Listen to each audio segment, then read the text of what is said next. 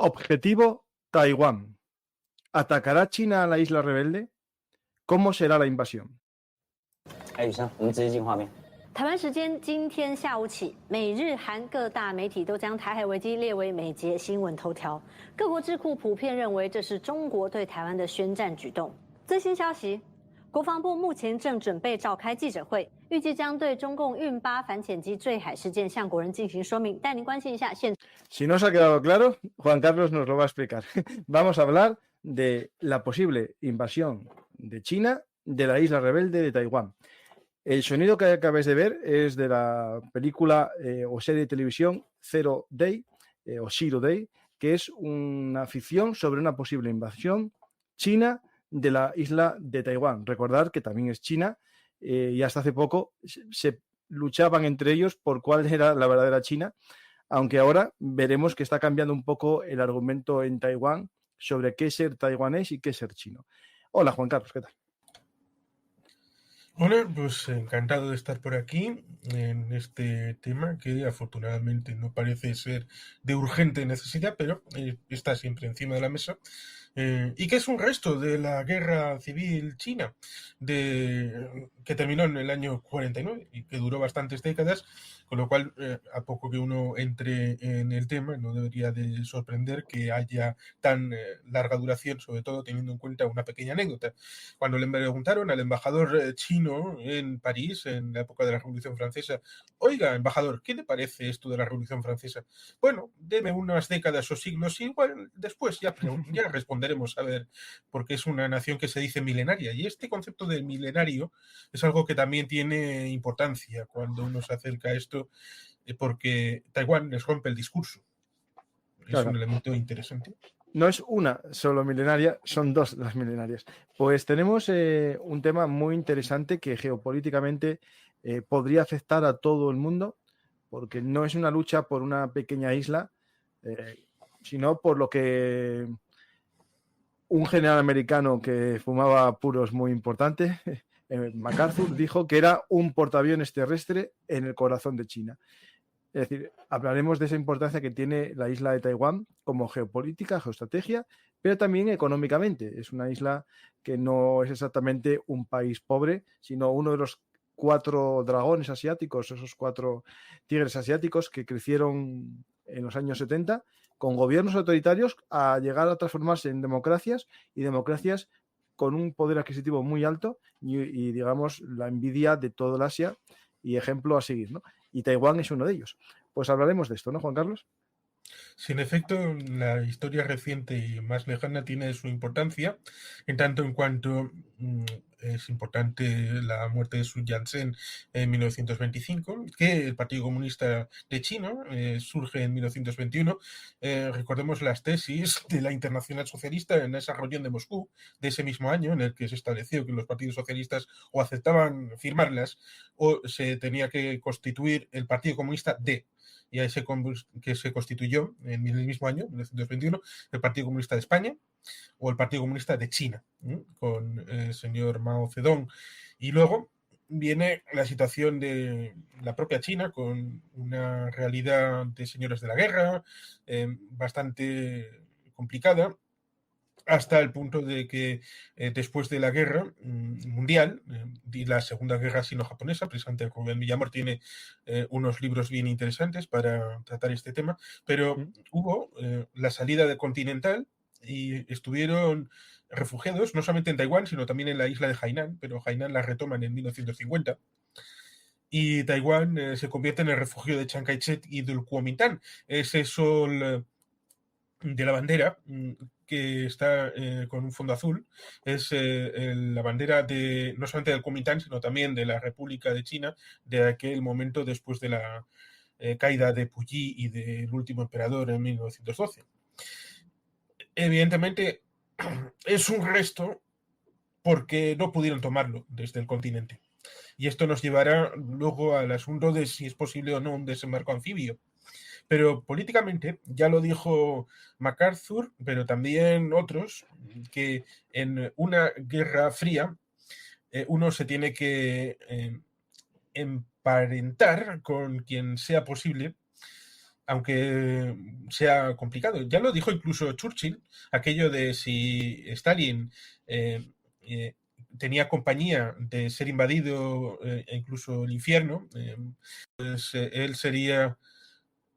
él haría compañía en la batalla a Stalin y al mismo demonio, si fuera necesario. Esto sirvió para MacArthur en esa época del año 50, 51, en plena guerra de Corea, para decir que aunque tuviera cuernos y rabo, había que estar con Chiang Kai-shek y con Taiwán. Sí, sí.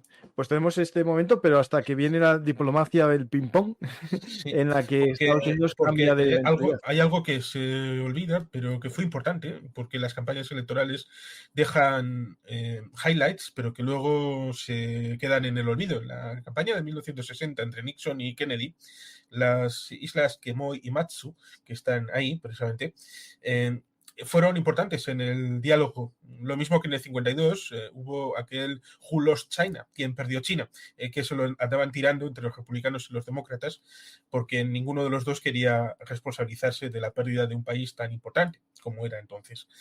Y esto se ha olvidado el hecho de que estas dos islas están tan cerca o de la propia realidad económica de esa isla, que lo mismo que nos pasó en Europa, de gastar un montón de dinero en políticas sociales y olvidar bastante el ámbito militar, sobre todo con paraguas de Estados Unidos. En el ámbito asiático también, en Corea del Sur, en Japón, en Taiwán, les pasó exactamente lo mismo, de dejar un poquito al lado las políticas de defensa y dejar que Estados Unidos gastara en ejército y ellos tener ese superávit invertido en otras partidas, hasta que se han dado cuenta de que China en los años 80 y 90 empezó a convertirse en una potencia económica, eso se trasluce también en una potencia militar y acaba siendo un desafío importante y que también ellos tenían que empezar a gastar. Y luego también está el asunto de la democratización de Taiwán, porque siendo una dictadura, bueno, pues como le dijo Torrijos a Pinochet, bueno, de dictador a dictador ya íbamos a negociar, pero con una situación de cambio a unas elecciones presidenciales por sufragio, una cámara legislativa elegida directamente, eso empezó a cambiar con el cambio de siglo y eso ya dificulta el relato de la China milenaria, de una sola China, con un relato que, bueno, mal que bien se puede configurar respecto del Partido Comunista con los mandarines y los emperadores, y el Tao, y Lao Tse y Confucio, pero si tienes un relato que surge ligado a la democracia liberal, que empieza a construir una identidad aparte y distinta, eso es un desafío político a lo que significa China y por eso es tan importante para Xi Jinping. Sí, sí. Pues justo ese democracia que llega en torno al año 96, ¿no? Hace cambiar también algo la perspectiva del pueblo taiwanés respecto a su ser, ¿no? Y eso lo hablaremos ahora. Hubo un acuerdo en la época de, digamos, de las dictaduras que se llegaba al acuerdo de la única China, ¿no? Es decir, se llegaba al acuerdo que ambos eran China, pero lo que no quedaba claro ni por la parte del gobierno del Kuomintang ni la parte del gobierno comunista quién era auténtica China. Y por eso no se llegaron a acuerdos más profundos. ¿Qué sucede? Que con el paso del tiempo, nuevas generaciones van naciendo con un sentimiento cada vez más alejado del nacionalismo chino, del Kuomintang.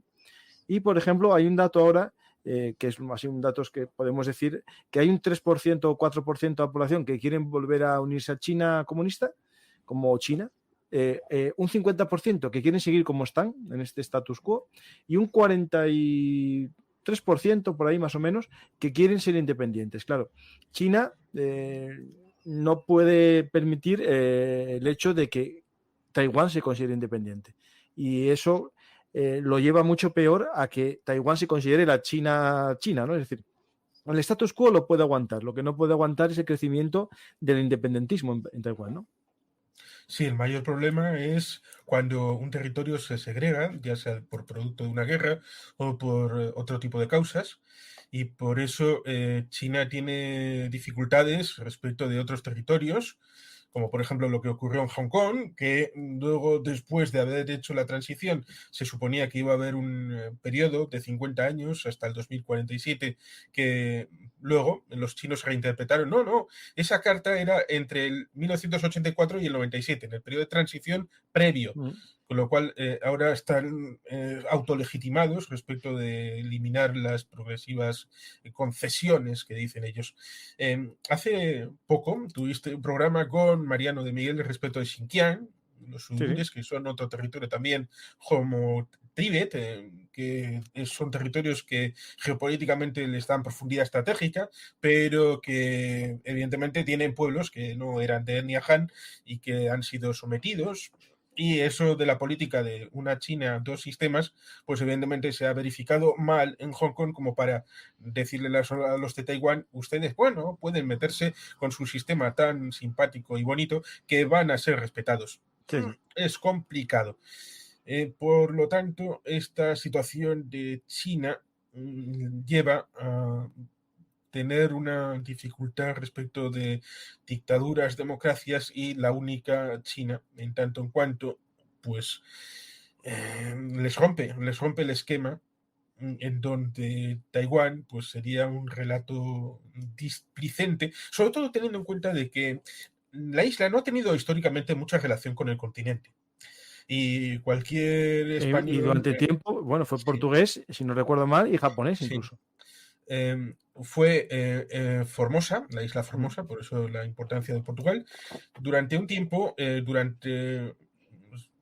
no sé si digamos 50, 80, 100 años, fue importante para Países Bajos, que estuvo en la parte meridional, y en la parte norte estaba España, en el tercio mitad norte, y después estamos en 1895, la primera guerra sino-japonesa, y ahí es cuando entra Japón a conquistar la isla, y hasta 1945, durante 50 años, la isla fue parte de Japón. Con lo cual, técnicamente de China, y de China nacionalista, pues estuvo 3 años, hasta 1948-49. Pero es que cuando desgajas un territorio, corres el riesgo de que la población, que no tiene por qué tener una mirada de larga duración, empieza a tener unas dinámicas propias. Voy a poner 2 ejemplos. Uno, Francia. La Francia Vichy todavía se ve hoy. La Francia de Vichy, en los años 80, empezó a votar comunista, y ahora esos barrios de Marsella, Toulon, Lyon, ahora votan a frente de Le Pen. Sí, sí, y aún más claro está la República Democrática de Alemania. Cuando se segregan las dos Alemanias, ahora, mucho tiempo después, 35 años después de haber caído el muro, vemos una situación en la que en indicadores políticos, económicos, aún sigue el muro ahí para la sociedad. Con lo cual, aunque antes Francia era un país, Alemania era un país, hacer una distinción territorial lleva a que la sociedad sea divergente, no como diría Samuel Huntington, de sociedades desestructuradas o disgregadas, pero evidentemente Taiwán es un ejemplo de esto, que a lo largo de las décadas que fueron produciéndose en la Guerra Fría, pues ocurrió eso, que cada vez se sentían menos chinos y más del propio hecho de Taiwán. Cierto es que no se reconocía oficialmente el país, pero eso es una cuestión meramente formal. Tú puedes tener unas relaciones... Tengo ahí justo los países que reconocen a Taiwán y los que no. Es que esto es importante. Es que cuando era China, Taiwán, lo reconocían todos, y de repente reconocen a los rebeldes, que eran los comunistas, como los verdaderos gobiernos de China, y dejan de reconocer a Taiwán como China, pero nadie les reconoce como Estado, ¿no? Y entonces empieza a haber una serie de pequeños países que sí consideran, creo que son 12 o 15 países pequeños que consideran a Taiwán como Estado. ¿Qué pasa? Que lo hacen, muchos más no lo hacen por miedo a las sanciones que puede imponerte China. Claro, ahora China es una potencia. En los años 70 era al revés, casi Taiwán más potencia que China. Sí, y el comercio que te puede evitar el que estés apostando. Y esto a Paraguay, que es un país que reconoce a Taiwán, le ha reportado problemas importantes. Y al Mercosur. ¿Por qué? Pues porque en teoría el Mercosur tiene que hacer los acuerdos de libre comercio con países terceros por unanimidad. Y por lo tanto, si Paraguay está todavía reconociendo la isla de Taiwán como la verdadera China, pues entonces, aunque Uruguay se ponga muy simpática, pues evidentemente el Mercosur no puede llegar a un acuerdo de libre comercio directo con China. Y eso evidentemente a Argentina o a Brasil pues les puede molestar, pero las reglas son para cumplirlas. Sí. Y está el Vaticano también como un elemento curioso, sobre todo teniendo en cuenta de que el Papa Francisco llegó a un acuerdo con China hace no muchos años. Pero con el respecto a la Vaticano dice situación. que lo tiene ya reconocido antes. Sí, Es verdad llegaron a un que es acuerdo reconocido como China, claro, no como Taiwán. Sí, llegaron a un acuerdo el Papa Francisco respecto del nombramiento de los obispos en el territorio continental de China. Pues ahí, claro, siempre existe la posibilidad del famoso cesaropapismo, ¿no? Cuando los gobiernos quieren nombrar ellos a los obispos de su país. Pues vamos a hablar de un tema que es importante, ¿no? Porque estamos hablando un poco de política, cómo surge Taiwán y cómo Taiwán va evolucionando cada vez más a partir de los años 2000, cuando dejan el gobierno el Kuomintang y comienza el partido, digamos, nacionalista taiwanés, y que es el que más o menos está en el gobierno últimamente. De hecho, la reelección del último presidente y tuvo una respuesta muy acalorada por parte de China. Xi Jinping vino a decir que, bueno, si ellos buscan la guerra, la tendrán. Como diciendo que si votan a estos independentistas, la van a tener, ¿no? Claro, esto no está surgiendo el efecto que ellos quieren. Tuvo como un 40% de voto, lo cual significa que hubo un 60% de votantes que no votaron por el partido ganador. Y evidentemente eso significa que hay otros dos partidos que comparten el resto de los votantes. Uno es el Kuomintang. Se suele decir el hecho de que el Kuomintang ahora está a favor de la reunificación con China. No necesariamente. Pueden tener una idea de, bueno, cada cual en su casa y Dios en la de todos, y ser tan hermanos, pues como lo pudieran llegar a ser España y Portugal. Pero sin la idea de una unificación, es decir, una mayor proximidad y relaciones entre los dos territorios. Evidentemente, quien ganó con ese 40% tenía la idea clara de que son dos países y probablemente las relaciones pues sean dificultosas, teniendo en cuenta de que China lo que quiere es que no haya ningún territorio que lo que ellos consideran que es China, que se le quite de en medio. Y esto evidentemente es poco diplomático.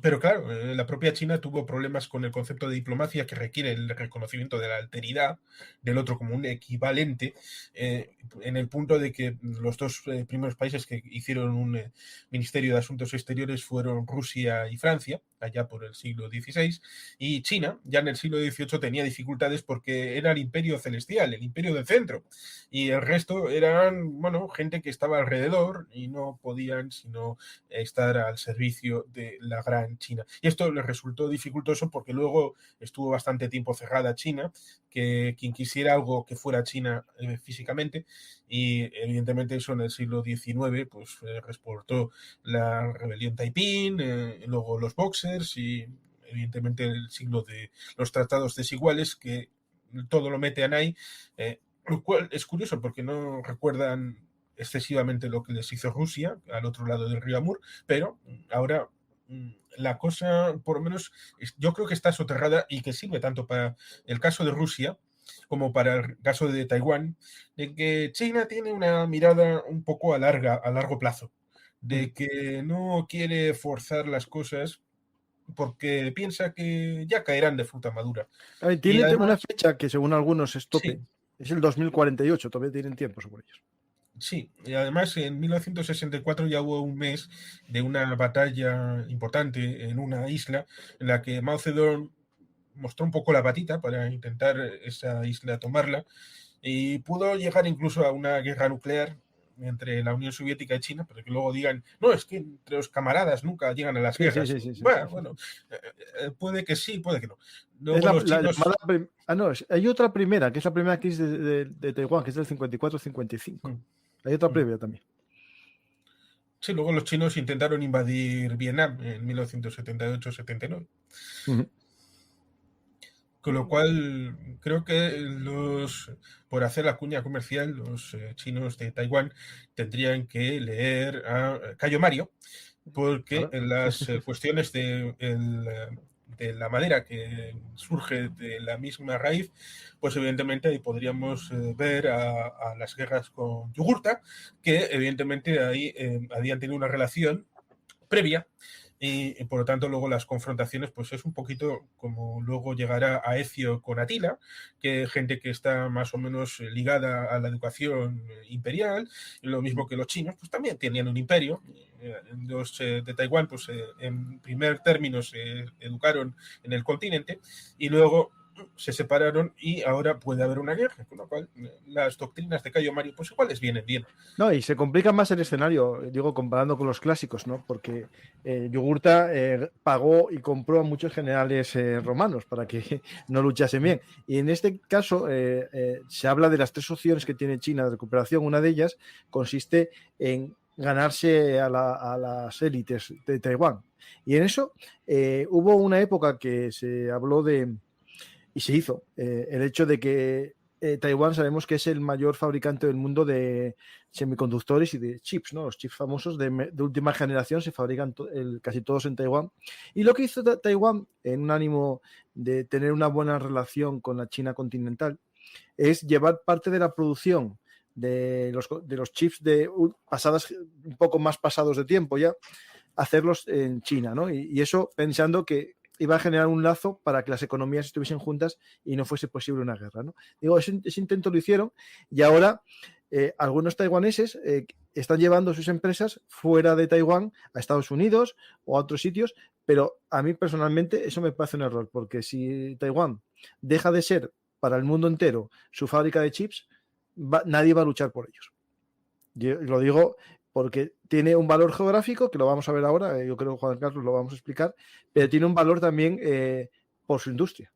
Y si la industria la sacan fuera, como un plan B en caso de guerra, va a perder el valor que tiene estratégico para mí. Pero bueno, eso ya... Sí, tiene que ser multifactorial, no solamente geopolítico, de la cadena de perlas que intentaron los propios chinos y luego la contrarréplica de los indios y de los hindúes, de Baratilla, que ahora quieren que se llame el país así, sino también el tema económico, social, político, un caudal importante que pueda complementar.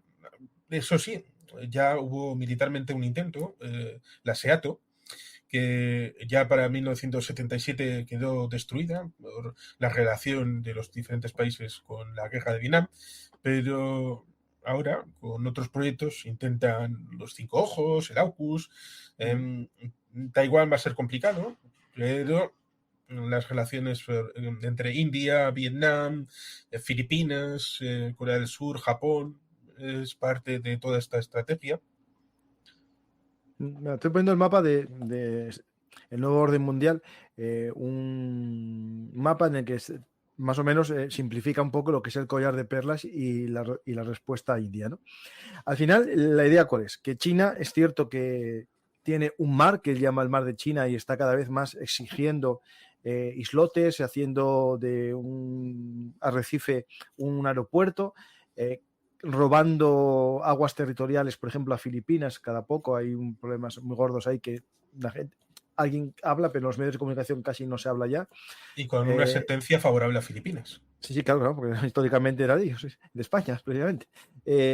Y también a Vietnam. Ellos meten el focico en línea recta, meten plataforma continental, aunque sea en aguas territoriales de Vietnam, por ejemplo, ¿no? Y hay un tema que son las famosas collar externo, ¿no? Hay el collar interior, que es estas islas de Sanya, isla de Wodi, isla Spratly, y después ya nos vamos al estrecho de Malaca, ¿no? La salida. Pero hay las líneas exteriores, que son las que impedirían a China navegar hacia el Pacífico, ¿no? Es decir, navegar hacia Europa lo tiene que hacer por las aguas del mar de China en dirección a Malaca y después chocar con el Golfo de Bengala y toda esa zona del Océano Índico, que ahí estaría China en la India para impedirle la salida. Y entonces dice, vale, voy a buscar otras rutas, voy a salir hacia el Pacífico, ¿no? Y ahí le entraría la primera piedra en el camino, sería Hong Kong directamente, perdón, a Hong Kong no, Taiwán directamente, al sur Filipinas y al norte Japón. Entonces, ellos tienen que intentar buscar una salida, abrir un espacio para asegurarse unas aguas territoriales o una plataforma continental plena, ¿no? Y entonces el problema que ahí tienen a Taiwán, y está justo en medio. Sí, porque evidentemente el mundo cambia y también el cambio climático. Y en ese propio mapa había dos opciones que se van a ir implementando. Una es la contra de India por el Golfo de Bengala con Arabia Saudí, tal vez Omán participando de intermedio y yendo por Jordania hasta Israel y ahí el Mediterráneo, tal vez por Grecia, Italia, para ámbito comercial. Famoso, pero, ¿sabes sí. que hay un proyecto del canal a través de Israel, por el Sinaí? Sí, a este me estoy refiriendo.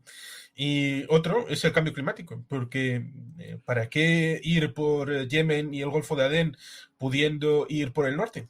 Por la ruta desde el estrecho de Bering, yendo por Spitsbergen y bajar hasta Rotterdam, que es la futura ruta que vaya a utilizar China. Claro, todavía queda bastante tiempo para que la zona norte sea navegable todo el año, pero poco a poco se está abriendo camino y ahí la participación de China en la zona de Siberia, pues poco a poco están metiendo mano en los casos de Rusia. Y no, está esto en el Ártico como observador. Sí. A Rusia le debería de preocupar esto, ciertamente. ¿Sí? Pero incluso con esta posibilidad, la salida desde el mar propiamente chino, pegado a la costa, está Corea, está Japón, está Taiwán. Por tanto, es complicado con esas islas que van desde las islas mayores de Japón hasta Taiwán, Okinawa. que son, sí, ahí está Okinawa con toda la base estadounidense. Y luego está lo que es Taiwán y la isla de Luzón, en Filipinas, con lo cual ahí el acuerdo con Bombón, con el hijo de Ferdinand Marcos, evidentemente con una base justamente en la punta, es algo bien interesante para establecer el marco de referencia, lo mismo que los submarinos nucleares australianos para la proyección precisamente en este mar de la China Meridional, que tiene una cierta profundidad, y poder operar en proximidad, porque claro, los submarinos diésel pues tendrían una cercanía de la costa australiana, que está bastante más al sur, que no resultaría de apoyo estratégico para los otros aliados potenciales.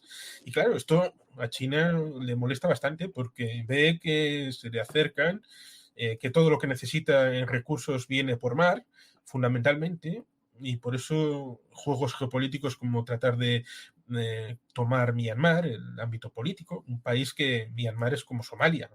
No, el gobierno central no controla el país y por tanto territorialmente está destruido. Pero tratar de tener un puerto como el de Hambantota en Sri Lanka, con aquellos Rajapaksa que desaparecieron del mapa, pues evidentemente es tener esos puntitos que rompen la posibilidad, por ejemplo, que India pueda cerrar el comercio en las islas de Andamán y Nicobar, que son la contraparte de este Singapur hacia el norte, con lo cual la lucha geopolítica es múltiple, amplia, y bueno, Taiwán, pues... No te olvides de Myanmar, muy bien hablado, porque hay unos grupos rebeldes muy potentes últimamente, pero hay un país que está ahora en todos los telediarios, ya no está, porque la gente piensa que el objetivo era expulsar a la primera ministra nada más, que es Bangladesh. En Bangladesh está tomando el control grupos muy radicales islamistas que estaban en contra del gobierno de la Liga Awami, que eran más o menos laicos y más o menos, digamos, bueno, protegían a la minoría hindú, y ahora estos días se está viendo vídeos atroces de asesinatos de hindús. Y ayer me mandaron un mensaje de un periódico se me acaba de ir, indio, en el que habla de que ya hay ciertas pruebas de vinculación del ISI pakistaní y de China en las revueltas de Bangladesh.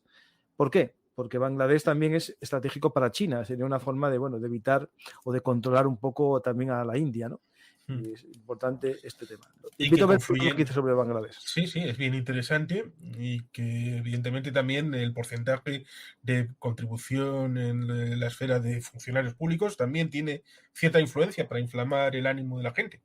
Sí, estaba todo, digamos, con cuotas eso. Si hay un 80% de cuotas prefijadas, pues para la situación de la gente que vaya por libre, pues por la meritocracia, pues no va Pero Modi, el primer ministro de la India, con su partido, el Bharatiya Party, tiene un programa con un mapa de la Gran India que incluye todo el Raj británico, por supuesto Pakistán entero, incluye Afganistán, incluye Tíbet, incluye Myanmar, con lo cual, incluso partes de Irán, con lo cual es un elemento de nacionalismo excluyente, pero también imperialista, que seguro que tiene también luchas y confrontaciones en el horizonte, porque claro, esta situación que comentabas en ese vídeo, hay como un 10% de hindúes, ahora parece que como un 8%, pero siguen siendo una minoría importante,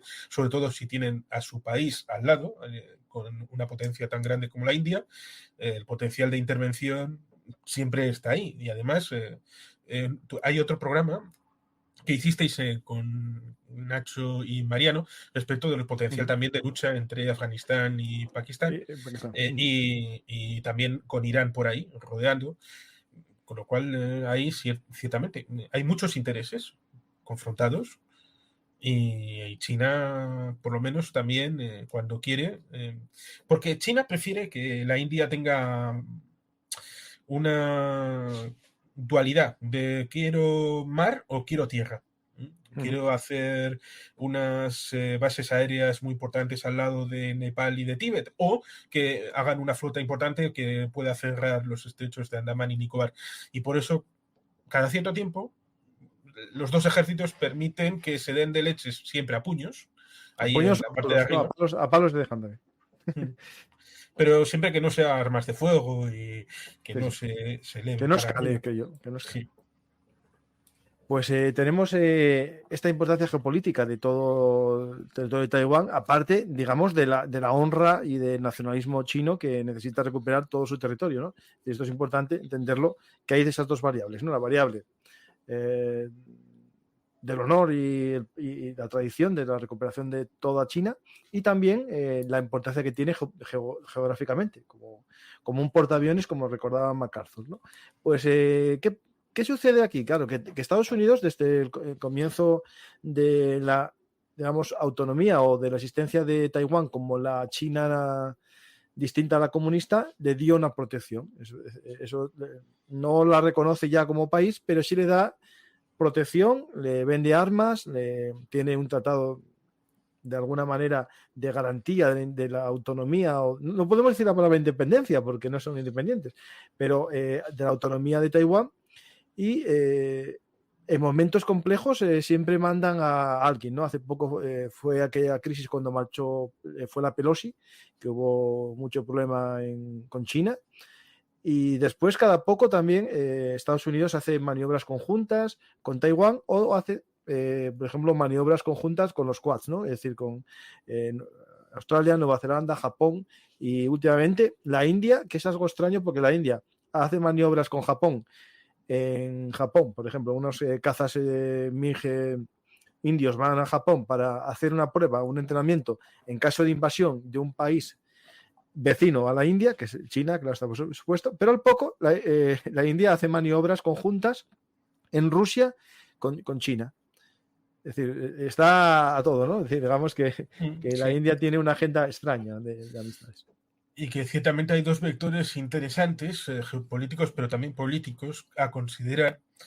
Uno de ellos es el propio hecho de que Taiwán quiera ser una democracia, y que eso, desde el ámbito occidental, deberíamos de valorarlo como lo que es, porque si no, estaríamos con aquello de Theodore Roosevelt, de que son unos HDP, pero son nuestros HDP, y ahí podemos meter dictadores, tiranos, lo que haga falta, siempre por el interés superior, supeditando todo lo demás. Pero hay una situación en la que resulta curioso, a pesar de que no sea lo visualmente aceptado. En la época de Carter, como presidente, se establecieron dictaduras, y algunas que habían venido de la época de Nixon, pero Reagan, al término de la presidencia de Reagan, todos los países sudamericanos eran democracias. Sí. Chile ya era una democracia, Argentina era una democracia, Bordaberry había salido en Uruguay, con lo cual, cuando se establece un principio, y Reagan lo tuvo, en la presidencia de vamos a intentar establecer un marco de libertad que pasó en Europa Oriental, pasó en América. Eso engrandece el posicionamiento de uno cuando las convicciones están encima de la mesa y son transparentes, son honestas. Del otro lado, pues ciertamente cuando uno ve un país puede uno reconocerlo o no, pero el reconocimiento es la guinda, es la última parte. Uno puede construir unas estructuras de Estado, sean reconocidas o no por la parte del Estado central, a veces con la connivencia, porque uno puede recordar los estados de Estados Unidos con su Guardia Nacional, con su estado de cosas en el ámbito judicial, legislativo, ejecutivo, con el gobernador, unos elementos bien importantes que pueden tener estados en Europa. Incluso la economía de California o de Texas podría ser una de las más importantes si fueran estados europeos. Pero tienen la lealtad a la Unión Federal bien acendrada y por tanto no pasa nada que tengan estas unidades internas porque hay un bien común superior que les mancomuna. Evidentemente, en el caso de China esto no es así, porque el liderazgo de Pekín es algo que contestan. Si pudieran lo harían en Xinjiang, si pudieran lo hacían en Tíbet, si pudieran lo harían en Hong Kong y lo hacen en Taiwán porque pueden. Y por lo tanto, esa situación, tanto la democrática como la situación de la construcción durante décadas de una realidad estatal, sea reconocida o no, pues hace que sean diferentes. De facto, aunque pueda haber países que por no incomodar a la potencia emergente regional, que es China, pues tengan que hacer una cuadratura del círculo, y ahí tenemos el caso del propio Biden, que cuando entra en el Senado es firmante de esa ley a la que hacías mención, del cambio de que hubo la sustitución en el Consejo de Seguridad de Naciones Unidas de la China nacionalista, China-Taiwán, del asiento de Naciones Unidas del derecho a veto por la China continental, por el viaje de Nixon y de tío Enrique Kissinger a China y la diplomacia ping-pong que decías antes, que la antecedió. Y que evidentemente como un sustituto, bueno, vamos a dejar de reconocer oficialmente a China-Taiwán como la única China y la primogénea, pero a cambio os damos una ley que permitirá la defensa en caso de... Pero claro, esto tiene sus dificultades porque entraría la voluntad política, que es un poco como el artículo 5 de la OTAN, de, bueno, habrá que ir a apoyar, pero claro, ¿con qué medios? Uno puede pensar, bueno, con uniformes, con cascos, con cucharas para que el ejército pueda comer de esas latas que le vamos a enviar bien ricas. Bueno, ahí estaría la posibilidad de estirar el chicle o no respecto de hasta qué punto esa necesidad, porque en el acuerdo firmado por el embajador de Vietnam del Norte, ahora no me acuerdo, Leduc, el que ganó el premio Nobel con Nixon, bueno, con Kissinger, pues había una cláusula en la que dejaba abierta la posibilidad de volver a apoyar con los aviones a Vietnam del Sur, que debido a que Nixon dimite en el 4 de agosto del 74, pues no fue activada por el sucesor Gerald Ford.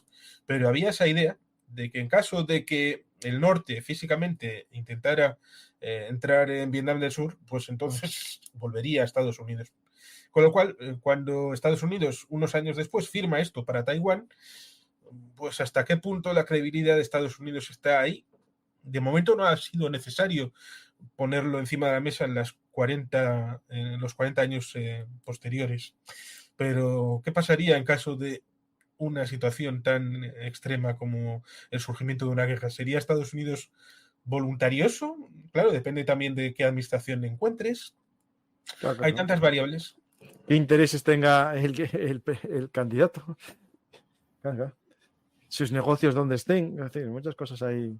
¿Quién ha sido su mejor mecenas? ¿no? Hay tantas cosas que tenemos que tener en cuenta en los momentos históricos. Es verdad que Estados Unidos tiene también su política estatal, ¿no? Es decir, la política de Estado.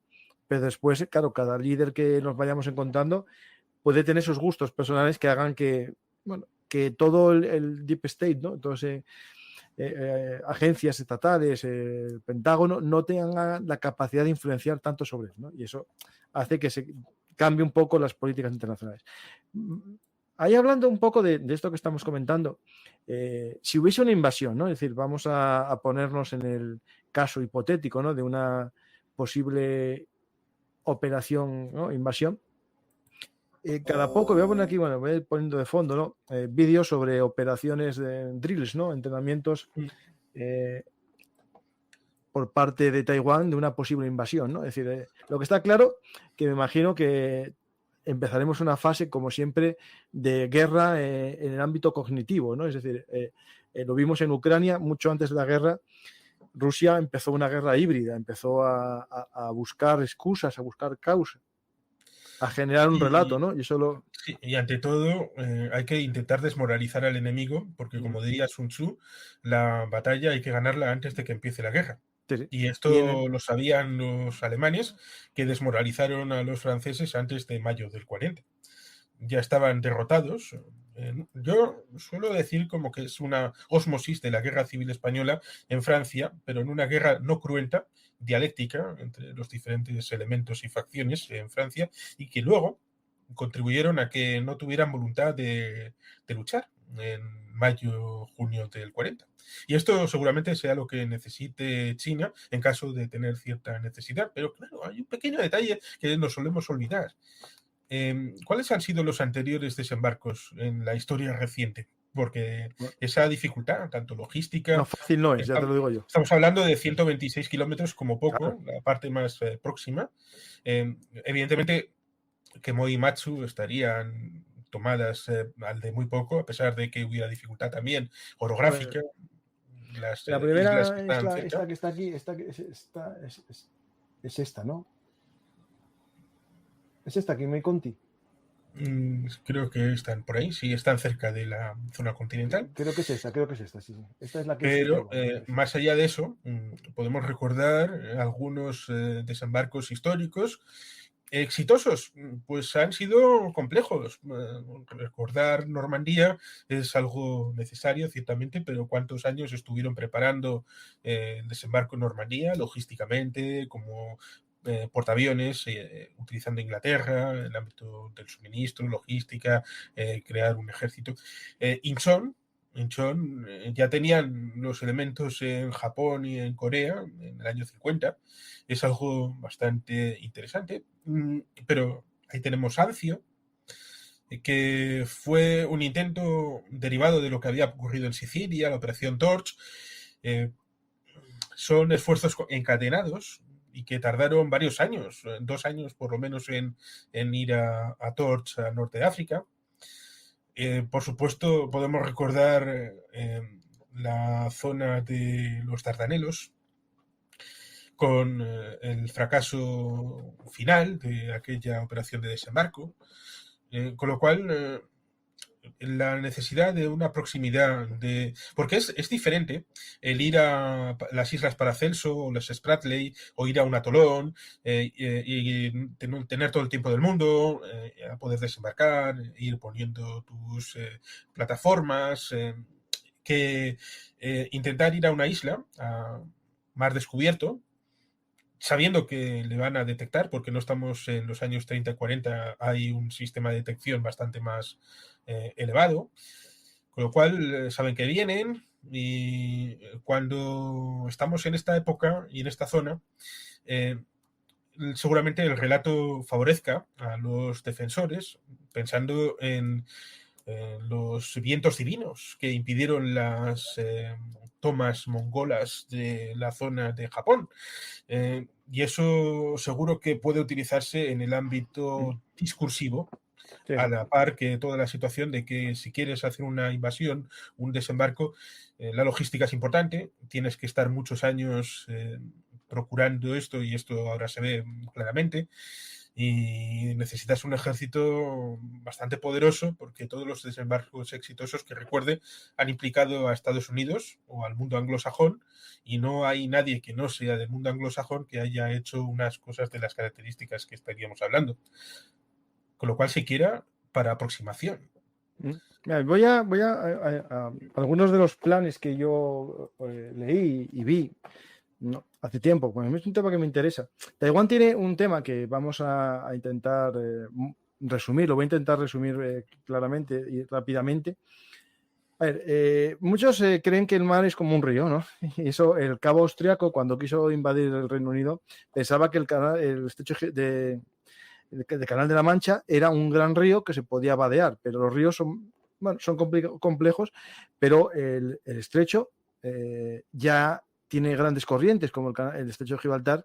No es tan fácil cruzar en línea recta, tienes que siempre hacer una parábola para llegar mejor a un lugar.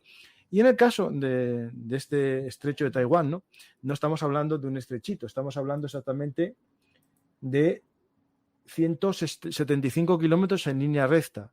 Eso implicaría que si vamos a la vía más corta, tendrían que salir de esos puertos que están justo enfrente de todo lo que está vigilando Taiwán. Lo que tendría que hacer previamente, y esto es algo que lo leí en un informe de ISW, lo primero es bajar la moral de los taiwaneses, que eso lo puede hacer con promesas, ¿no? Amenazas también, pero hay algo que Estados Unidos tiene mucho miedo, y el ISW lo comenta en varios informes, es el hecho de que el mayor peligro que tiene en un caso de una ofensiva china es que la propia población estadounidense se convenza de que la guerra de Taiwán no merece ser defendida a Taiwán. Es decir, el relato chino de que Taiwán no tiene por qué existir como país está creciendo también en Estados Unidos.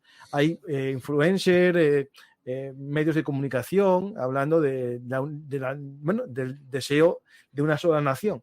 Y claro, si Estados Unidos no tiene el apoyo de su población, la Casa Blanca, para tomar una decisión, no la va a tomar. Por lo tanto, el primer campo de batalla es el cognitivo, pero no solamente el cognitivo taiwanés, sino el cognitivo de Estados Unidos como el que va a perder más en esta guerra. Y que efectivamente eso lo hemos visto.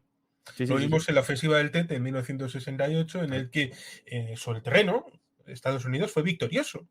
Cuando los contrarios abrieron paso en una guerra convencional sobre el campo de batalla, saliendo a campo abierto, fueron derrotados. Pero lo militar no importó para que fueran derrotados los estadounidenses en el campo de la comunicación en casa. Y eso fue la disociación de elementos lo que llevó a finalmente salir de Vietnam. El hecho de que la opinión pública pensó que la ofensiva del Tet había sido un fracaso cuando militarmente había sido un éxito. Y además hay otro elemento bien interesante, que es ¿por qué Alemania no invadió Suiza estando tan cerca?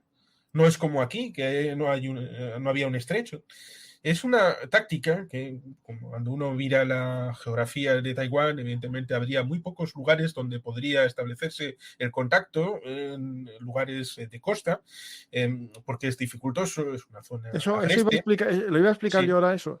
En el caso de Suiza, intentaron hacer algo más o menos parecido, porque pensaron, vamos a hacer unos esfuerzos bunkers que haga que el alemán, cuando entre en Suiza, tenga que ir a la parte alta, porque vamos a dejar la parte baja expedita, y les cueste tanto la lucha en las zonas norte de las montañas, que lo único que les interesa, que era el paso de Brenner, pues el coste sea tan grande que no les amerite la batalla. En el caso de Taiwán, pues hay esa cordillera central.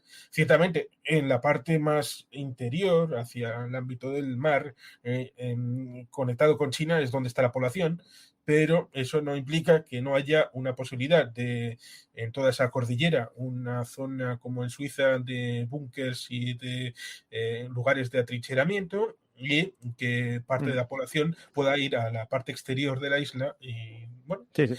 Aquí básicamente lo que se prevé, básicamente es una primera guerra de salvas, un lanzamiento de misiles por parte de China para evitar todos los sistemas defensivos que tiene Taiwán en su costa occidental, que es la que da frente de China continental. allí es donde están las ciudades, como muy bien dices, porque digamos que la isla, 2/3 partes es montañosa, unas grandes montañas muy frondosas, llenas de vegetación, con bastantes valles, precipicios, como podéis ver aquí. No es una isla de estas de paradisiaca, ¿no? Con un atolón y poco más. No. Esto es una isla, digamos, muy montañosa, casi podemos decir que es montaña, salvo la zona esta de las grandes ciudades, en los condados de Chiayi, condado de Yunlin y también el territorio de Changwon.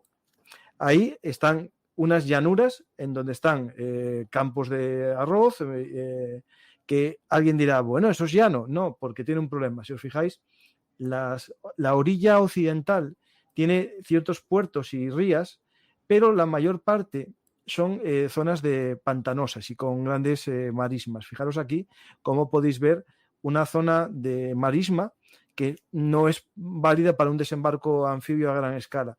Entonces hay puertos que sí que podrían ser controlables, pero lo que haría Rusia. Jolín, estoy todo el día hablando de ellos. Sí, no pasa nada, porque está conectado. Justo, está conectadísimo.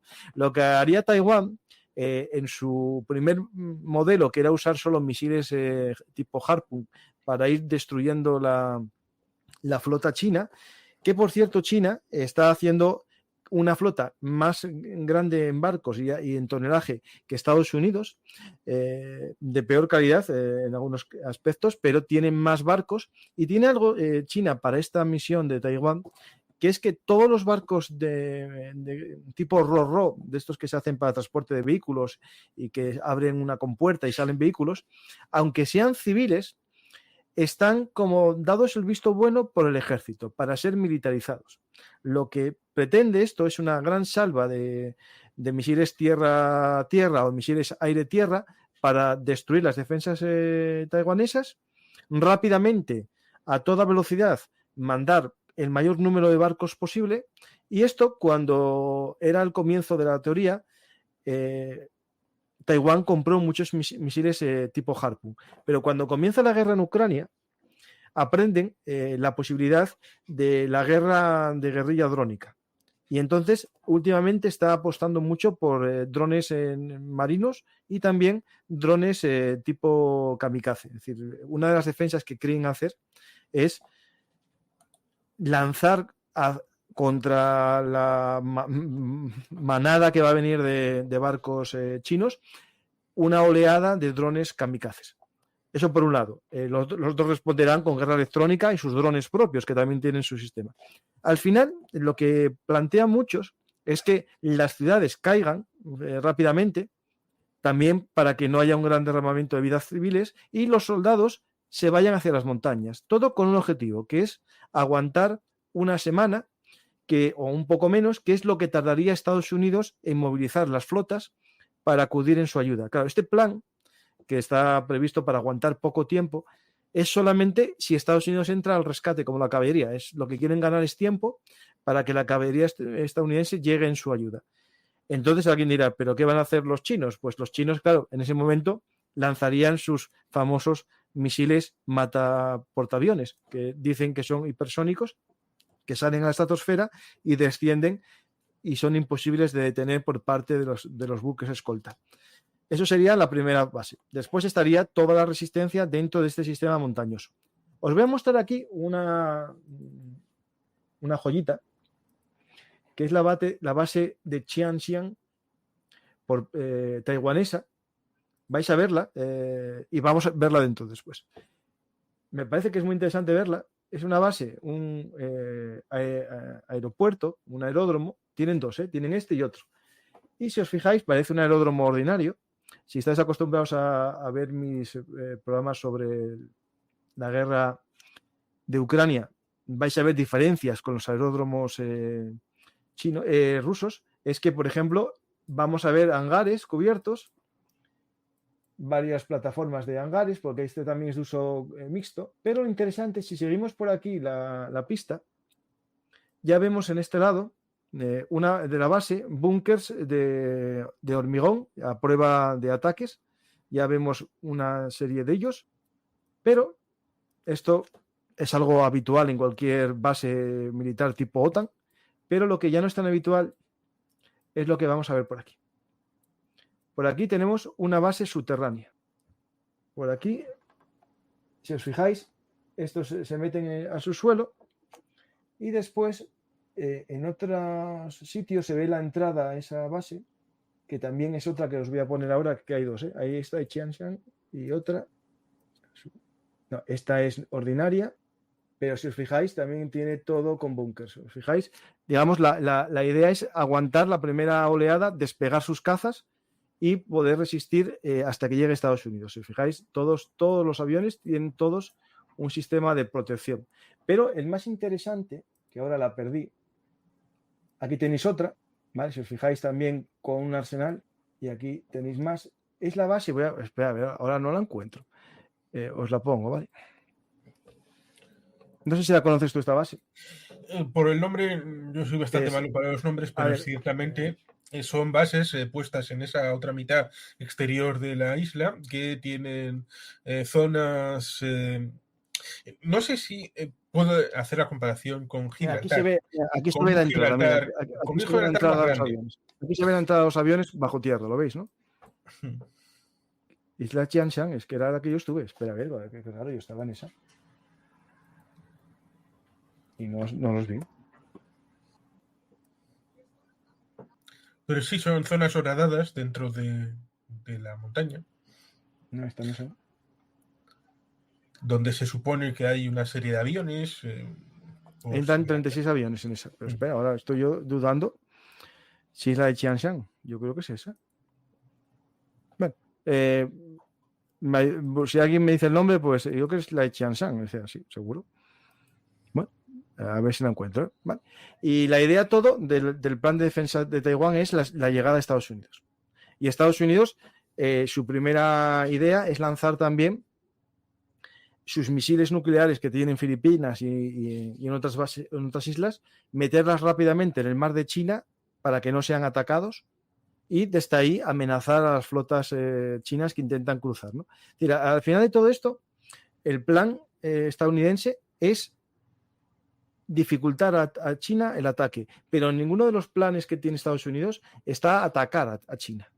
Así me entiendes. No es atacar el territorio nacional chino, por lo mismo que pasa en Rusia, ¿no? Es decir, como tiene armas nucleares, nadie quiere soplarle en la nuca, ¿no?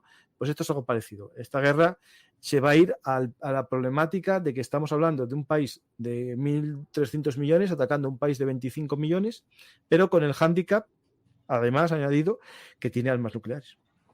Y con la distancia, la orografía, que juegan a favor de Taiwán y que necesitará lo que hasta ahora eran más o menos conocido como tácticas no convencionales, pero claro, ahora lo de no convencionales, pues con la drónica y todo esto, pues es algo que cada vez va siendo más normalizado dentro de los ejércitos y que evidentemente todos los escenarios en otros lugares se afectan. Hacías un poco lío con el tema de Ucrania. Si Ucrania cayera, sería una invitación amplia a China para que entrara a Puerta Gallola, a que entrara a Taiwán como si fuera su casa en Guangzhou o en cualquier otra provincia de China.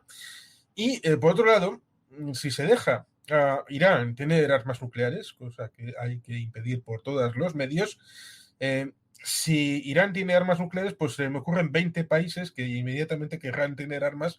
Bin Salman, el príncipe saudí, dijo que las tendrían ellos inmediatamente. Pero claro, ¿qué razonamiento habría para impedir que Corea del Sur, Japón o incluso la propia Taiwán tuvieran armas nucleares si se permitiera a Irán libremente tenerlas? Con lo cual los demás tienen que tenerla para que no les ataquen, claro. Hay afectación en otros escenarios, en otros lugares del mundo. Sí. Esta es la base, es la que yo estaba al principio. Lo único que no derivé para esta zona, me quedé viendo esta de aquí y esta de aquí. Mira, aquí ya, estas, si os fijáis, son las subterráneas. Se ve aquí muy bien los portones. Esto sería, digamos, la base que tendría que aguantar la primera oleada y salir. ¿Qué pasa? Que para medir tiempos de reacción, China cada poco está haciendo sus maniobras. Hace no mucho hizo una maniobra rodeando toda Taiwán con sus barcos para ver los tiempos de reacción, o pasan aviones cada poco. Yo sigo una cuenta de Taiwán y cada día dicen eso. Acaba de pasar un avión del Ejército Popular Chino y mandamos 2 interceptores, ¿no? Están todos los días así. Al final, y que no solamente hay una flota oficial, sino que hay varias, como decías, de esa flota las B milicias o C, del mar. sí, las milicias del mar, que también sirve para el tema de la pesca, para acercarte a 12 millas de Chile y ramplar con toda la fauna de la costa americana, o sirve para suministrar aquellas bases que tienen las islas Spratler y Paracelso en la zona del mar de la China Meridional, sirven para cosas en rayas grises, ¿no? En esa situación que puedan hacer negación plausible, pero esto de hacer una invasión formal, eso ya es salir a campo abierto y decir, aquí estamos y vamos con todo. Aquí tenemos lo estáis viendo, ¿no? Espera, es que no sé si lo estáis viendo, un segundo. Sí, estáis viendo los, digamos, aviones que tiene Taiwán en las distintas bases. Tiene en Hsinchu 60 Mirage, en Qinchuancang 70 IDF, que esos deben ser, no sé cómo son, esos rarísimos. Espera, no, deben ser propios, espera, que ese no lo conozco. Avión IDF. Sí, los Mirage es de cuando les vendían cosas los franceses, ahora ya sería más complicado. Vale, es un avión de ellos, es un avión de caza ligero de la Fuerza Aérea Taiwanés, llamado así en honor de Chiang Ching-kuo, que fue el presidente de la República de China. Es un caza de defensa autóctono, es el nombre que tiene esa IDF. Después tienen 80 F-16, otros 60 en Tainan, en Taitung 42 F-5 y en Huailin 60 F-16. Y un segundo, Sí, evidentemente en los últimos años, después de la sustitución económica de China y el crecimiento, pues evidentemente han utilizado esa situación comercial y económica para tratar de forzar a países para que no vendieran armas a Taiwán. Y eso fue lamentablemente exitoso con el caso de Francia y de otros países que hacían este comercio. Y en Estados Unidos ha resultado también complicado el que vayan suministrando ciertas armas hasta el punto de que tuvieron que incorporar a Ucrania, a Israel y a Taiwán en un paquete la última vez que para que pudiera pasar por el Congreso americano. Tenía una espera, aquí está, que es los sistemas de defensa. Esperar, voy a poner esta página de Economics que tiene un interesante sistema. Este sistema, esta gráfica que es los alcances de los sistemas de misiles de defensa taiwaneses. Tiene, por ejemplo, Taiwán, los sistemas que tiene balísticos son 120 kilómetros y los antibarcos 120 y 120. Después tiene uno que es lanzado desde el aire de 400, el Wanqian. Y así, de mismo alcance, más o menos, China tiene algunos más. Esto es interesante, estos Mobile Land Bases SAM se unen también a estos Naval SAM, que los Naval SAM no son lanzados desde barcos, son lanzados desde camiones en la costa. Y como tienen 200 kilómetros, pueden totalmente eliminar, ¿no?, el acceso al agua por parte de Taiwán. En esta guerra se va a hacer una doctrina de negación de aguas. Taiwán, su misión no es conseguir el agua, sino negárselo a China. Y China lo que tiene que hacer es casi, en ese caso, limpiar el aire, es decir, que él pueda dominar el avance, ¿no? Que es algo que estamos viendo en el Mar Negro respecto de Ucrania.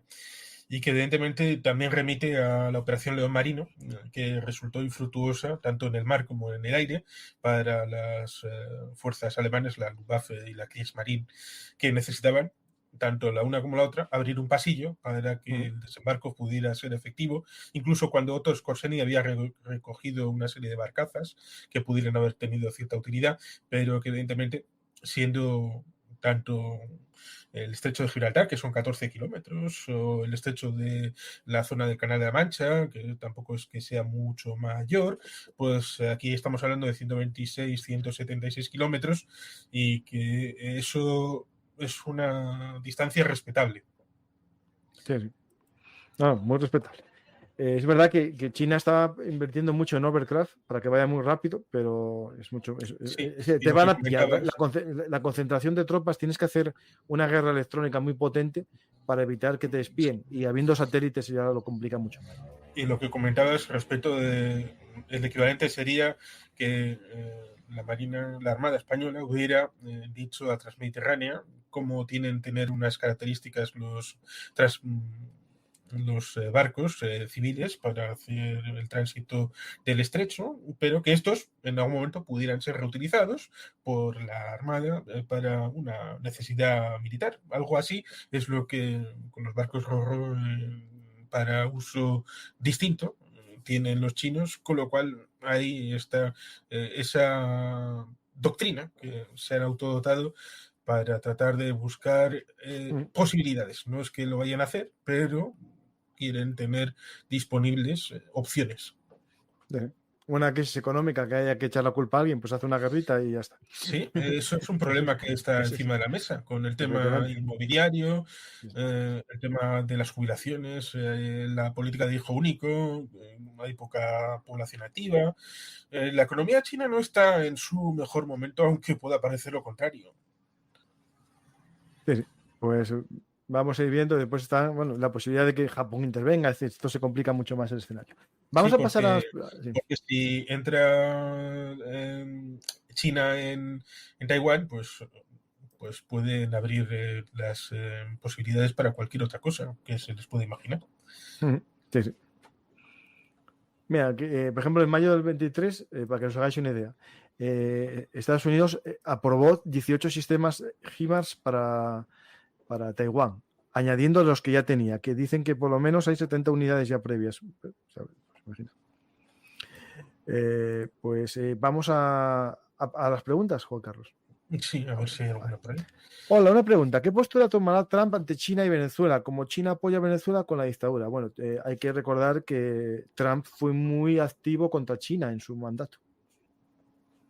Yo creo que, no sé ahora si cambiaría, pero era muy anti-China. Yo creo que lo que más seguro se puede decir es que no podemos saberlo. No, porque cambia, Trump cambia. Claro, porque Trump podía aparentemente ser muy duro contra China, pero los negocios que en teoría dijo que iban a volver a los estados de Roosevelt, ya sea Michigan, Ohio, Pensilvania, al final la gente de Pensilvania vio que no había sido así y por eso votaron a Biden en 2020. Evidentemente esas promesas estaban vinculadas con eso de la lucha contra China, el tema comercial, los aranceles y todo esto, y se vio claramente que no había prometido lo que iba a cumplir luego. Con Venezuela en la época de Trump como presidente estuvo a punto de invadirla. Esto la gente que dice, no, el pacifista, el gran hacedor de paces por el mundo.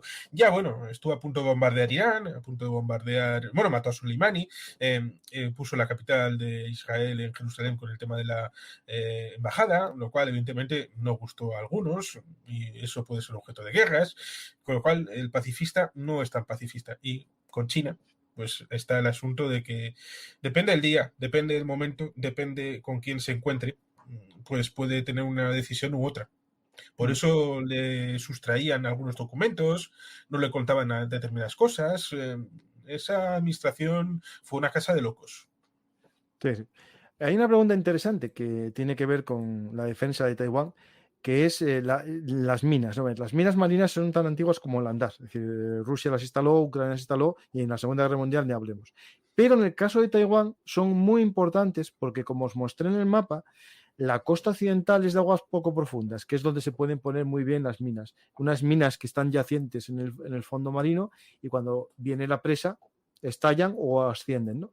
Y de hecho, en este informe de Wars on Rocks, que es un... Bueno, me gusta mucho leerlo cuando tengo tiempo, es una página muy buena de militar actual, ¿no? De análisis actuales, habla de que un consejo para Taiwán es convertirse en un puercoespín. Es decir, más que una gran defensa, es muchas pequeñas armas distintas que te hagan como una especie de erizo, ¿no?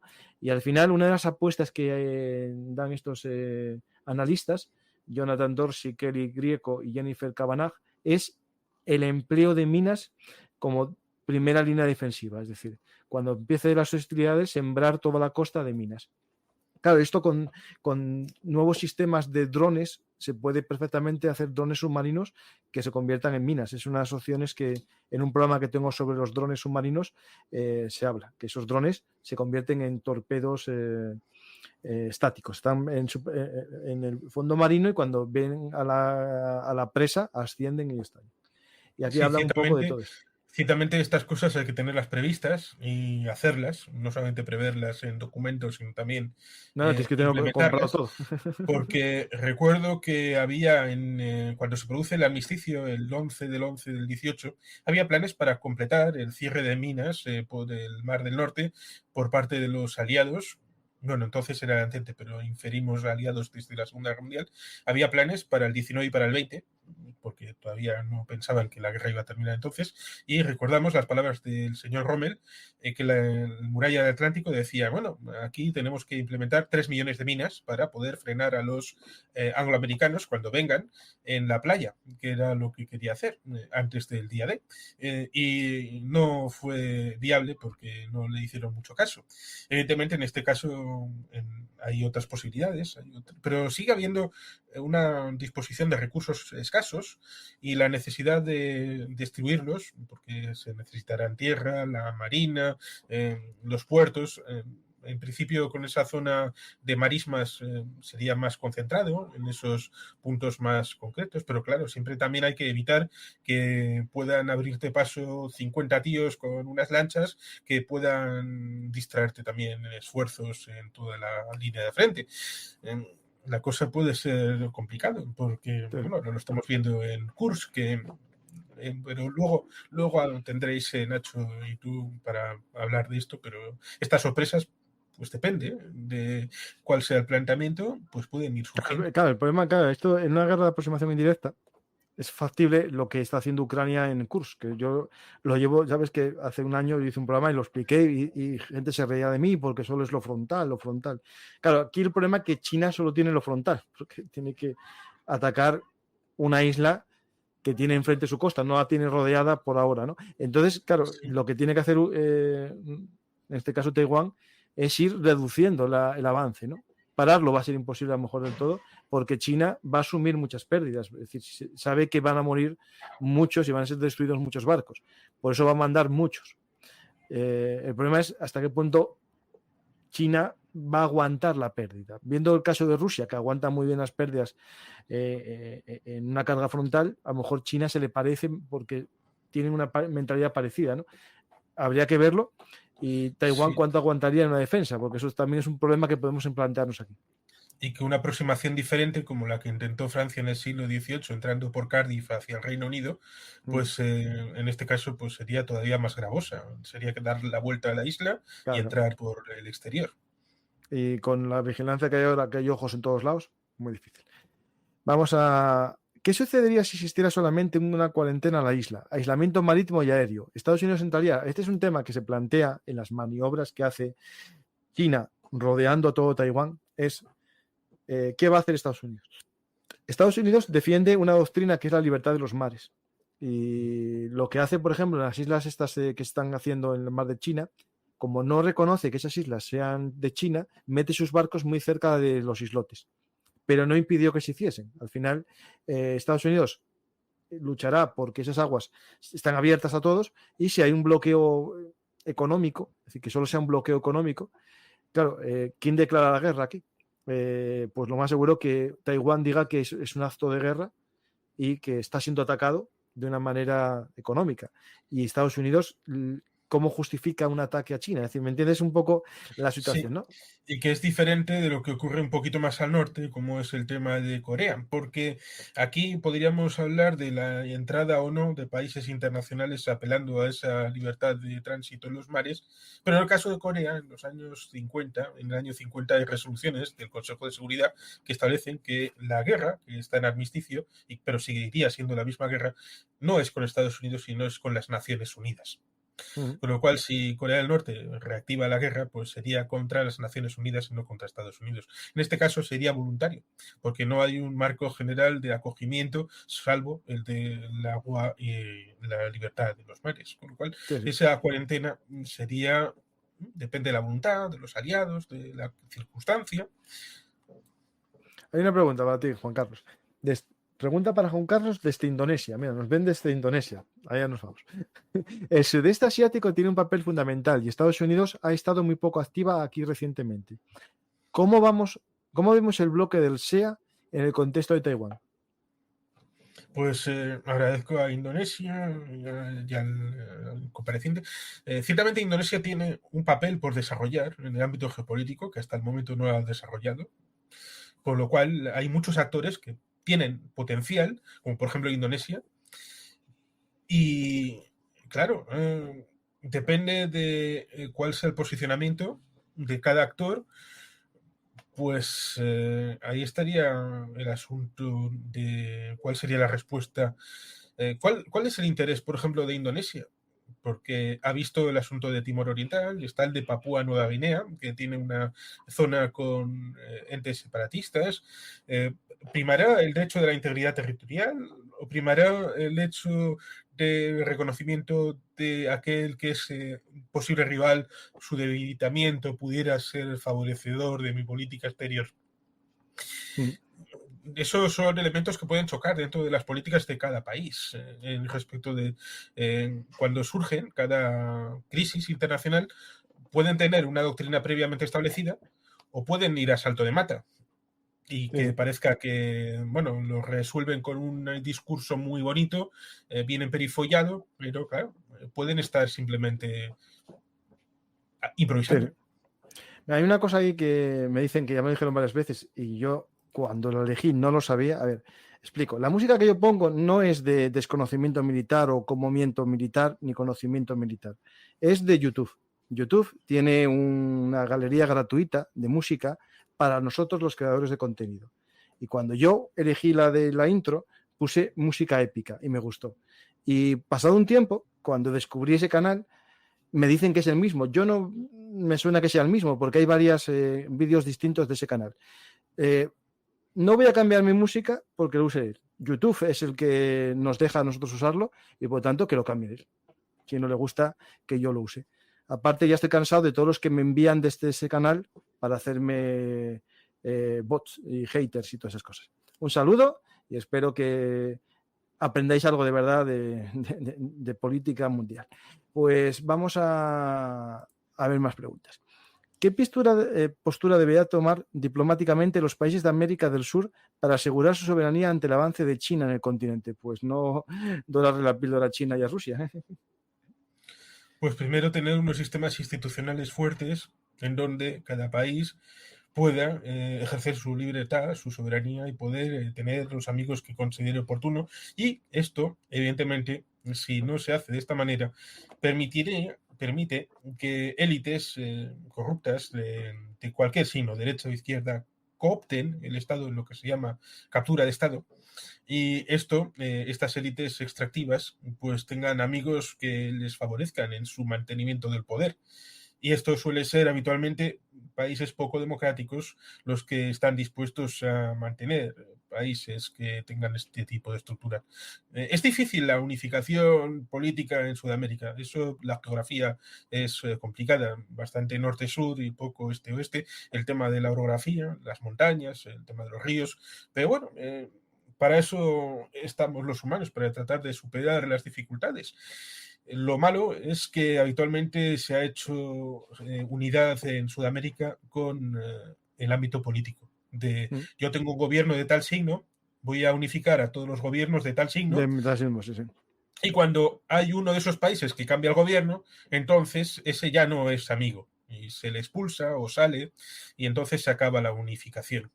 Con lo cual, primero hay que tener la casa ordenada, cada uno de los países sudamericanos, y luego pensar en los demás. Y si necesitan ayuda, pues que sea alguien que más o menos les vaya a respetar. Sí, sí. Aquí hay una pregunta que dicen que Trump que dijo que no iba a defender a Taiwán. Hace poco, hace el 17 de julio, dijo algo distinto. Porque digo que cambia como la veleta. Lo que dijo es que tendrían que pagarle. Trump dice Taiwán debería pagar a Estados Unidos por su defensa. Y si no, no daremos nada.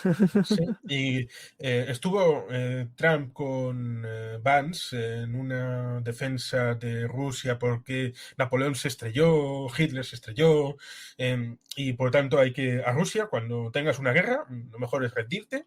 Y al día siguiente salió Michael Pompeo a decir, no, tenemos un plan en el que incluso Crimea será parte de Ucrania y por lo tanto habrá que hacerle pagar a Rusia de manera... No puedes saberlo, porque un día te dice, oh, toda poderosa Rusia, hay que rendirse, y al día siguiente vamos a darle hasta el carnet de identidad y va a ser algo épico. Bueno, depende del día. Vamos a ver, primero que gane las elecciones y después ya veremos. Que antes lo tenía más fácil. Yo creo que se está complicando mucho para Trump. Le había dicho esta, la senadora de republicana, la que iba a ser candidata, que lo dejó en enero, dijo que ganaría las elecciones el primero que cambiase de candidato. Sí, Nikki Haley, que fue gobernadora Nikki Haley, de Carolina. Justo, sí. Nikki Haley, justo. Pues vamos a las últimas dos preguntas. A ver. Los misiles antibuque podrían ser fundamentales para frenar la invasión china, esenciales, yo creo. Lo dije antes. Y tú también, Juan Carlos, ¿no? Piensas lo mismo, ¿no? Sí. Y de hecho los tienen bastantes. ¿No creéis que la principal estrategia de China puede ser asediar la isla? Eso ya lo dijimos ya. Pregunta para Juan Carlos. Eso está.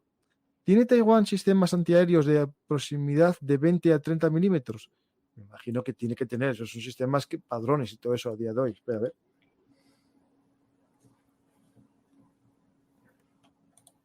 No, me imagino que tiene que tener. O sea, si no. A ver, Taiwán tiene. Mira, este. Bueno, es de tierra, pero sí tiene uno que se llama XTR-101, que está diseñado por ellos, es de fabricación propia y diseño propio. Sí, es importante que tengas una industria militar propia, lo cual algunos países entienden estas circunstancias y otros prefieren agachar y meter la cabeza como la avestruz, lamentablemente. Sí. Y vamos a ver alguna más en Twitch, si tenéis alguna pregunta. No, ya había las que cogí. Y aquí en YouTube. ¿Qué diferencias? ¿Qué diferentes son las culturas de Taiwán y de China? Es decir, ¿está Taiwán aún conservando esa cultura milenaria o se da aspectos similares en ambas? Y solo es cuestión de visión política. Bueno, yo creo que Taiwán conservó más el aspecto religioso tradicional chino. Otra cosa es que ahora en China está aumentando también, pero no sé exactamente. Aquí se refiere culturalmente, bueno, sí son chinos, es decir, no es la misma, digamos, cultura tradicional. No veo que haya diferencia más que la política económica y la visión política, ¿no? Sí, pero no llevo tal conocimiento de Taiwán. Sí, el asunto es un poco lo que comentaba antes. La cultura política desarrollada a través de procedimientos democráticos permea también en el ámbito de cómo se ve la cultura, porque los chinos continentales, aunque progresivamente han ido derivando en un mandarinato, en una situación más vinculada al ámbito tradicional, y que el ámbito del Partido Comunista Chino es únicamente de papel, en el ámbito formal, y no es comunismo como en otros lugares en la historia, es una derivada que hace que sea distinto, que tengan una identidad propia que han ido generando en la propia isla y por tanto les separa. Esto es simplemente el hecho de la propia separación física que lleva a dinámicas el día a día que son distintas en el continente y en Taiwán, y eso genera culturas políticas distintas, y aunque puedan hipotéticamente adorar a los mismos dioses, tener las mismas visiones respecto a la naturaleza, incluso venerar las dinastías históricas, lo cual a ver, estando donde estamos, a ver, está la Caja de Trovadores, y Noemí y David hablan de ámbitos culturales, y que ha habido algunas series que han recomendado que, ojo, cuidado, el Partido Comunista cuando se ha puesto serio puede tener cierto éxito, pero cuando está la gente mirando a lo que pasaba antes del Partido Comunista, pues ojo, cuidado, que esto ya no interesa. No interesa mucho hablar del siglo XIX, lo que pasaba en China. Y esto, pues evidentemente lo recomiendo que la gente vea los programas de la Caja de Trovadores, porque se lo van a pasar muy bien. Con lo cual, ahí está. En el ámbito cultural, político, la diferencia es algo natural. Sí. Aquí, bueno, tiene razón esto que dicen, que es lo que yo más o menos comenté, que Taiwán conservó más la cultura china porque nunca hubo la revolución cultural. Sí, resulta interesante porque la gente no captura bien lo que fue la revolución cultural. En 1960 había ya 50 millones de muertos por hambre inducida, por lo que el sistema comunista tradicional... No, primero el gran paso adelante y después la revolución cultural, que son dos cosas que se unen. Lo digo porque pasó en todos los regímenes marxistas-leninistas. Cuando hablamos de el año 1985 y War the World y aquella Crusade of Africa, fue porque el régimen etíope y el régimen de Siad Barre en Somalia habían implementado durante 10 años un régimen de explotación del ámbito agrario y ganadero que había destruido el ámbito de la economía de esos dos países. Y por eso tenían hambre, no porque no produjeran, sino porque el sistema comunista había colectivizado el ámbito de las industrias agrícolas y ganaderas. Y esto ya había pasado en Cuba, había pasado en la Unión Soviética y pasó en China. ¿Qué pasó en el año 60? Que 4 tenían el poder. El Politburo eran 4. Y de los 4, 1 era Mao Zedong. Y 2 votaron por quitarle el poder. Y no se hizo público, pero le quitaron el poder porque había matado a 50 millones de chinos. Pero 8 años después hizo Mao Zedong, a pesar de que formalmente seguía siendo el presidente, pero no tenía poderes efectivos, hizo una revolución para tratar de recuperar el poder. Y eso fue la revolución cultural. Una lucha de poder interna dentro del ámbito del Partido Comunista de China. Eso fue, no una revolución intelectual, no. Fue una guerra civil dentro de China. Sí, eso sí. Hay una pregunta que te la hacen a ti y después eso yo también añado alguna cosa, que es lo siguiente. Para Juan Carlos, desde Indonesia. No, esa no, espera. Era otra para Juan Carlos, espera. Aquí, espera. Era para ti, espera, ¿dónde la miré? Aquí está. Una pregunta para Juan Carlos. ¿Podría Estados Unidos posicionar su flota para apoyar a Taiwán si China despliega su flota alrededor de la isla? ¿O su poder aéreo actuaría desde Japón o Guam? Es decir, ahí yo creo que se puede hacer Sí, eso ya lo ha intentado alguna que otra vez, pasando la flota por el estrecho para hacer ver que ellos están pasando por unas aguas internacionales, y eso se puede repetir tantas veces como sea necesario. Otra cosa es cómo se lo sientan los chinos respecto de su percepción de lo que vaya sucediendo. Otra cosa también es que puedan no ir solo barcos estadounidenses, porque hemos mencionado el AUKUS, está ahí Australia, está Nueva Zelanda, está Japón, está Filipinas, está Vietnam. Recordemos que un 97% de los vietnamitas les gusta mucho el capitalismo, lo cual chocará bastante a los que simplemente se quedaron en la guerra de Vietnam. Muchos presidentes han ido a Hanoi en la visita. Por lo tanto, podría ser una flota no solamente de Estados Unidos, sino también multinacional. Pues aquí recordemos que Japón ahora tiene portaaviones también. Era un portahelicópteros, bueno, sí, pero los están modificando para hacer portaaviones porque están cambiando su doctrina. Incluso la Constitución prohibía llamar a su ejército y era fuerzas de defensa, ¿no?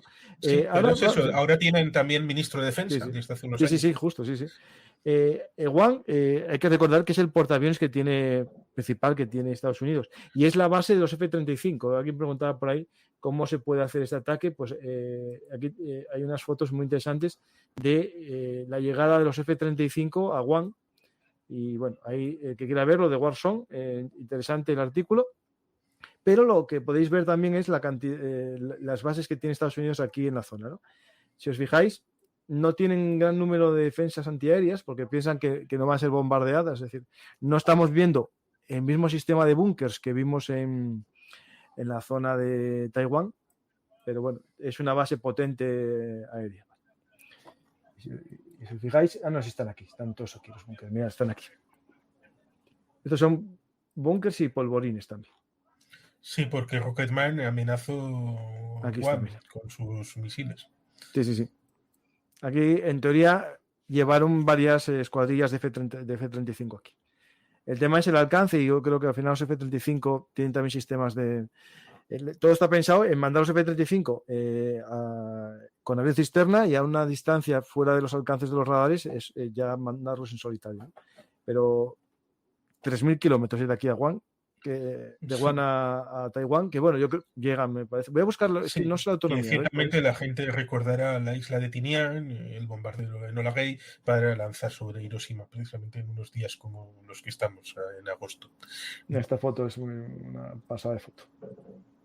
No sé si la estás viendo, espera, esta es muy chula. De Guam. Y aquí están los aviones cisterna y los F-35. Pues vamos a ver alguna pregunta más y finalizamos ya. Y recordar a la gente que el que quiera conocer a Juan Carlos tiene un canal de YouTube que se llama Juan Carlos y son los conversatorios de Juan Carlos, que va mucho mi amigo Mariano y también Nacho Montes de Oca y algún Belén Guarderos más como Antonio Muñoz Lorente y yo alguna vez.